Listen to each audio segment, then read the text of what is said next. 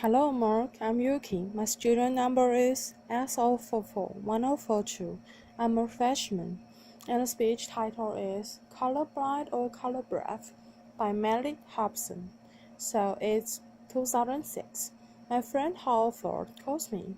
He's running for U.S. Senate in Tennessee, and he says, Melody, I desperately need some national press. Do you have any ideas? So I had an idea.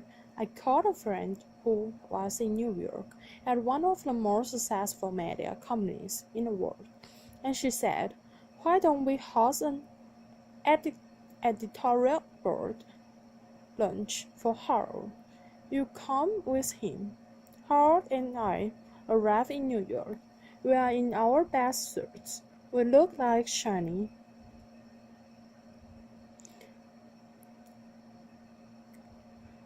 hair in a shiny new pennies, and we get to the receptionist and we say, we're here for the lunch. She motions for us to follow her. We walk through a series of corridors, and all of a sudden we find ourselves in a stock room, at which point she looks at us and she says, where are your uniforms? Just as this happens, my friend rushes in. The blood drains from her face. There are literally no words, right? And I look at her and I say, now, don't you think we need more than one black person in the U.S. Senate?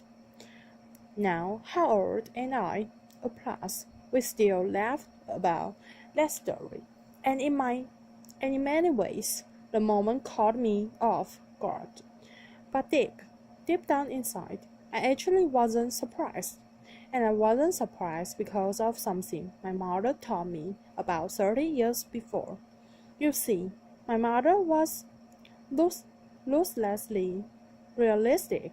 I remember one day coming home from a birthday party where I was the only black kid invited. And instead of asking me the normal motherly questions like, did you have fun? Or how was the cake?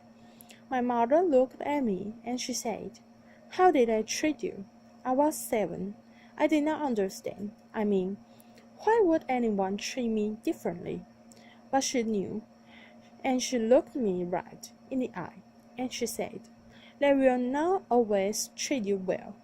Now, race is one of those topics in America that makes people extraordinarily uncomfortable. You bring it up at a dinner party, or in a workplace environment. It is literally the, the conversational equivalent of touching the third rail. There is shock, followed by a long silence. And even coming here today, I told some friends and colleagues that I plan to talk about race, and they warned me. They told me, don't do it, that there'd be huge breaks in me talking about this topic, that people might think I'm a militant black woman and I would ruin my career. And I have to tell you, I actually for a moment was a bit afraid. Then I realized the first step to solving any problem is to not hide from it. And the first step to any form of action is awareness. And so I decided to actually talk about race. And I decided that if I came here and shared with you some of my experiences, then maybe we could all be a little less anxious and a little more bold in our conversations about race. Now, I know there are people out there who will say that the election of Barack Obama meant that it was the end of racial discrimination for all an eternity, right? But I work in the investment business, and we have a saying, the numbers do not lie, and here they are significant. quantifiable racial disparities that cannot be ignored. In household wealth, household income, job opportunities, health care.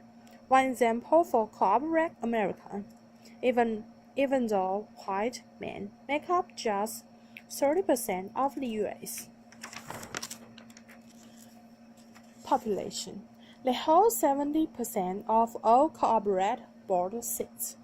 Of the Fortune 250, there are only 7 CEOs that are minorities, and of the thousands of publicly traded companies today, thousands, only 2 are chaired by black women, and you are looking at one of them, the same one who, not too long ago, was nearly mistaken for kitchen help. So that is a fact. Now I have this thought experiment that I play with myself when I say, imagine if I walk you into a room and it was of a major corporation like ExxonMobil, and every single person around the boardroom were black. You would think that were weird, but if I walked you into a Fortune 500 company and everyone around the table is a white male, when will it be that we think that's weird too? And I know how we get here. Applause. I know how we got here. You know, there was institutionalized, at one time legalized, discrimination in our country. There's no question about it. But still, as I grapple with this issue, my mother's question hangs in the air for me. How did I treat you? Now, I do not raise this issue to complain or in any way to elicit any kind of sympathy. I have succeeded in my life beyond my wildest expectations, and I have been treated well by people of all races more often than I have not. I tell the uniform story because it happened. I cite those statistics around corporate board diversity because they are real. And I stand here today talking about this issue of racial discrimination because I believe it threatens to rob another generation of all the opportunities that all of us want for all of our children, no matter what their color or where they come from. And I think it also threatens to hold back businesses. You see, researchers have coined this term, color blindness, to describe the learned behavior where we pretend that we don't notice race if you happen to be surrounded by a bunch of people who look like you. That's purely accidental. Now, colorblindness, in my view, doesn't mean that there's no racial discrimination and there's fairness. It doesn't mean that at all. It doesn't ensure it. In my view, colorblindness is very dangerous because it means we are ignoring the problem. There was a corporate study that said that instead of avoiding race, the really smart corporations actually deal with it head-on. They actually recognize that embracing diversity means recognizing all races, including the majority one. But I'll be the first one to tell you, this subject matter can be hard, awkward, uncomfortable, but that's kind of the point. In the spirit of debunking racial stereotypes, the one that black people don't like to swim, I'm going to tell you how much I love to swim. I love to swim so much that as an adult, I swim with a coach, and one day my coach had me do a drill where I had to swim to one end of a 25-meter pool without taking a breath. And every single time I failed, I had to start over, and I failed a lot. By the end, I got it. But when I got out of the pool, I was exasperated and tired and annoyed. And I said, why are we doing breath holding exercises? And my coach looked at me, and he said, Melody, that was not a breath holding exercise. That drill was to make you comfortable being uncomfortable, because that's how most of us spend our days. If we can learn to deal with our discomfort and just relax into it, we'll have a better life. So I think it's time for us to be comfortable with the uncomfortable conversation about race. Black, white, Asian, Hispanic, male, female, all of us. If we truly believe in equal rights and equal opportunity in America, I think we have to have real conversations about this issue. We cannot afford to be colorblind. We have to be colorblind. We have to be willing, as teachers and parents and entrepreneurs and scientists. We have to be willing to have proactive conversations about race with honesty and understanding and courage, not because it's a right thing to do, but because it's a smart thing to do, because our businesses, and our products, and our science, our research, all of that will be better with greater diversity. Now, my favorite example of color briefly is a guy named John Skipper. He runs ESPN. He is a North Carolina native. Quintessential Southern gentleman, white. He joined ESPN, which already had a culture of inclusion and diversity, but he took it up a notch. He demanded that every open position have a diverse slate of candidates. Now he says the senior people in the beginning bristled, and they would come to him and say, do you want me to hire the minority, or do you want me to hire the best person for the job? And Skipper says his answers were always the same, yes. And by saying yes to diversity, I honestly believe that ESPN is the most valuable cable franchise in the world. I think that's a part of the secret sauce.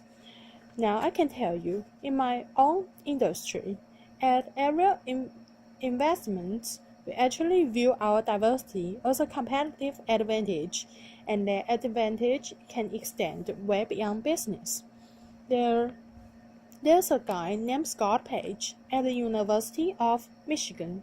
He is the first person to develop a mathematical calculation for diversity. He says if you are trying to solve a really hard problem, that you should have a diverse group of people, including those with diverse intellects.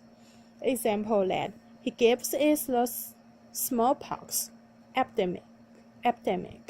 When it was ravaging Europe, they brought together all these scientists, and they were stumped. And the beginnings of the cure to the disease came from the most unlikely source. A dairy farmer who noticed that the milkmaids were not getting smallpox, and smallpox vacation is boring best because of that dairy farmer. Now, I'm sure you are sitting here and you are saying, I don't run a cable company, I don't run an investment firm, and I'm not a dairy farmer. What can I do? And I'm telling you, you can be color brave. If you were part of hiring process or an admissions process, you can be color brave. If you are trying to solve a really hard problem, you can speak up and be color brave. Now I know people will say, but it doesn't add up to a lot. But I'm actually asking you to do something really simple. Observe your environment at work, at school, at home. I'm asking you to look at the people around you purpose, purposefully and intentionally. Invite people into your life who don't look like you, don't think like you, don't act like you, don't come from where you come from. And you might find that they will challenge your assumptions and make you grow as a person. You might get powerful new insights from these individuals. Or, like my husband, who happens to be white, you might learn that black people, men, women, children, we use body lotion every single day. Now, I also think that this is very important, so that the next generation really understands that this progress will help them, because they are expecting us to be great role models. Now, I told you, my mother, she was ruthlessly realistic. She was an unbelievable role model. She was the kind of person who got to be the way she was because she was a single mom with 6 kids in Chicago. She was in the real estate business, where she worked extraordinarily hard, but oftentimes had a hard time making ends meet. And that meant sometimes we got our phone disconnected, or our lights turned off, or we got evicted. When we got evicted, sometimes we lived in these small apartments that we let on, sometimes in only 1 or 2 rooms, because they weren't completed, and we would heat our best water on hot places. But she never gave up hope, ever, and she never allowed us to give up hope either. This brutal pragmatism that she had. I was 4 and she taught me. Mommy is center. Left her. She was this brutal pragmatism. She taught me so many lessons, but the most important lesson was that every single day she taught me, Melody, you can beat anything. And because of those words, I would wake up at the crack of dawn, and because of those words, I would love school more than anything. And because of these words, when I was on the bus going to school, I dreamed the biggest dreams. And it's because of those words that I stand here right now, full of passion, asking you to be brave for the kids who are dreaming those dreams today. Applause. You see, I want them to look at the CEO on television and say, I can be like her, or he looks like me. And I want them to know that anything is possible, that they can achieve the highest level that they ever imagined, that they will be welcome in any corporate boardroom, and they can lead any company. You see, this idea of being the land of the free and the home of the brave, it's woven into the fabric of America. When we have a challenge, we take it head on. We don't shrink away from it. We take a stand. We show courage. So right now, what I'm asking you to do, I'm asking you to show courage. I'm asking you to be bold. As business leaders, I'm asking you not to leave anything on the table. As citizens, I'm asking you not to leave any child behind. I'm asking you not to be colorblind, but to be color brave, so that every child knows that their future matters and their dreams are possible. Thank you. Applause. Thank you. Thanks. Applause.